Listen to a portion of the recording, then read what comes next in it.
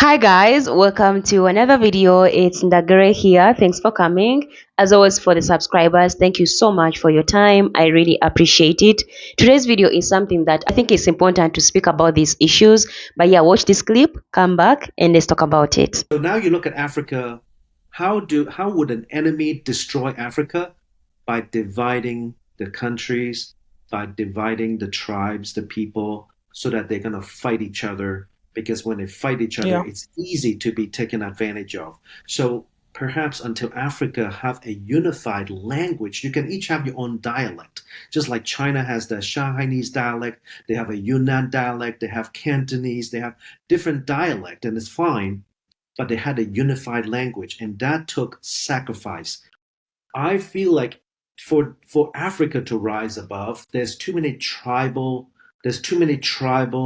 interests. Everyone creates this mindset of, let me protect what is mine and let me take more of what I can get right now.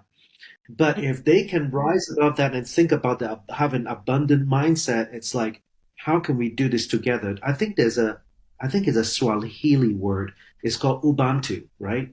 Ubuntu means together, right? How can we help each other as a community? So we have to look at what changed, like what changed in Singapore, which was like a fishing village, and what changed in China. How did these nations or continents become superpower, and how can that help Africa? I think that's the question. Like, what is it that Africa has, and what can Africa do to take advantage of what like their resources and the people and the intellectual capital to rise above where they are right now. As you've seen in the video, that is a Chinese man who was talking about what he sees is the problem of Africa. And it's embarrassing that we have people outside the continent that see the things that we need to fix as a people, that we carry as a people, and we still hold on to those things, but they are not helping us in any way. He talked about how we should have a common language that we can understand each other, and I think it makes sense. He talked about how in China they have different dialects, but they still have a common dialect that everybody understands. I come from a country where we have almost 40 to 50 different tribes. We speak different languages, although we have like 3 languages that people can understand, but it doesn't help us communicate with other African people. Of course, we have English, and most African countries have English as well. People understand English, but I think African people also have to have their own language. It's why I liked the idea that Swahili should be like the African language. He also talked about the problem of tribalism, and a lot of people want me to have like a full clip of tribalism. Maybe I will. But a few things. Yes, we do have issues when it comes to tribes. People are so much focused on who should we vote for, as long as they come from my tribe. When it comes to gaining, people are so much my tribe should take. It's more individualistic. Like there's this thing that people say Africans have a community, we love each other in that way, we support each other. But when it comes to things like tribes, religion, politics, that's when you see the true colors of who an African is. And there's a lot of discriminations where in some instances you apply for a job and they don't give you a job because you come from a specific tribe. Some tribes don't want to intermarry with other tribes. We do, but some tribes are seen as non-worth to be married into. I've seen where people abuse certain tribes because of their skin color. So tribalism exists, but for one, I would say it's not the biggest problem that we have. Yes, it exists, but it's not the biggest problem. I've actually seen more violence when it comes to religion and politics than when it comes to tribes. I don't know if I make sense. We live in harmony. Like, I don't want to come here and say, oh, we fight ourselves every day. No, we intermarry with some tribes. We go to school together. We have families with different tribes. There's that kind of respect we have. But when it comes to who should be in power, who should gain, who should have this, that's when the microaggressions come in. But let's also not forget that for us to be here today like this is because of the things that the colonialists came and did in the continent, where they came with a divide and rule. And that's why we have like the boundaries in Africa. That's why certain tribes were made to feel like they are superior than the other tribes. These ones are beautiful, these ones are known, these ones are this. There's also a lot of colorism within tribes. So that's like, I'll do a video of that, but I would not say tribalism is the biggest problem we have. Actually, now in 2024, I would say corruption, politics, and religion are the biggest problems that we have today. But how are we going to fix those things? That is the biggest question, and it's the answer that we need to look for. When we talk about corruption, who is going to end it? Are you able to do things in the right way? When it comes to education, who is supposed to come and tell us, to teach our children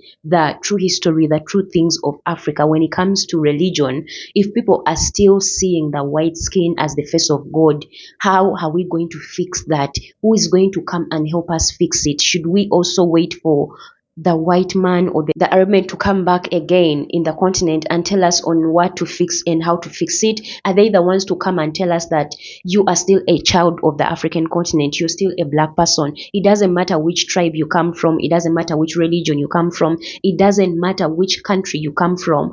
All the things that are not benefiting the continent are affecting you as a people. If you accept corruption, it's affecting you as a person. If you are still seeing these faces on the face of God, it's still affecting you to neglect your culture and your traditions and your things that make you feel or be you. If we still have colorism within us, who's going to come and fix it? Is it these people that are going to come and fix it for us? When it comes to governance, are we still waiting for the same people to come and help us fix that? I think those are the things that we need to look into than to blame. The blame is always going to be there. The things that these people did to us or the things that they set up for us are still in existence. But why are they still in existence? It's because we are still allowing them to happen.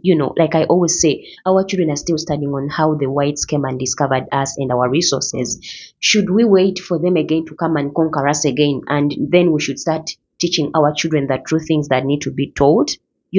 Like I said, should we wait for them to come and teach us on how to love our skin, our hair, ourselves as a people? Those are things that we need to stop blaming them on and start working on ourselves as individuals, as a people, as a community. The more we speak about these things, the more we can understand the problems within us. But then, like I say, most of the times people in our continent, as black people, as African people, don't want to take in accountability for the things going on. Majority of people will come and say, oh, it's the problem of these people that brought these things to us. Okay, now what is the solution to take away those things from us? What should we do?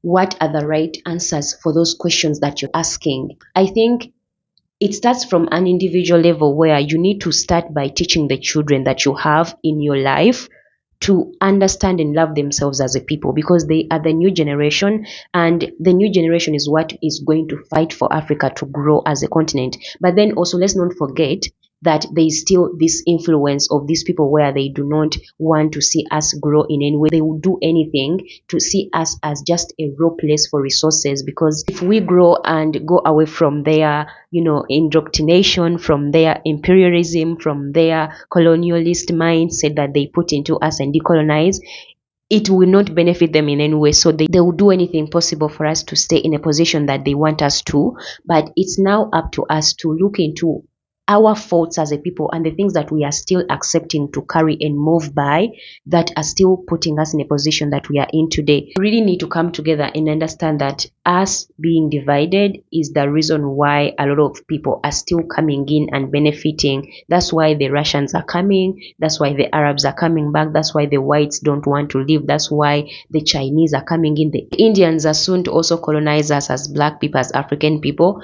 And it's not something that we should accept in any century to come, in any of our lifetime to come. We need to start working on us as a people and fixing us, than to complain of the same people that we know of the things that they did. We speak about the things that they did, but we need to do the inner work as a people and not look at other people to come and do it for us. It has to start with you, with me, and then it will evolve into the new generation that will have and embrace and enjoy the fruits of our work within us. So I think that makes sense. Guys, that is it for me in the video. If I missed out anything, let me know in the comments. I would like to know. Don't forget to subscribe, hit the notification bell. Like I said, I'm always posting. Thanks for watching. I will see you in the next video. Bye.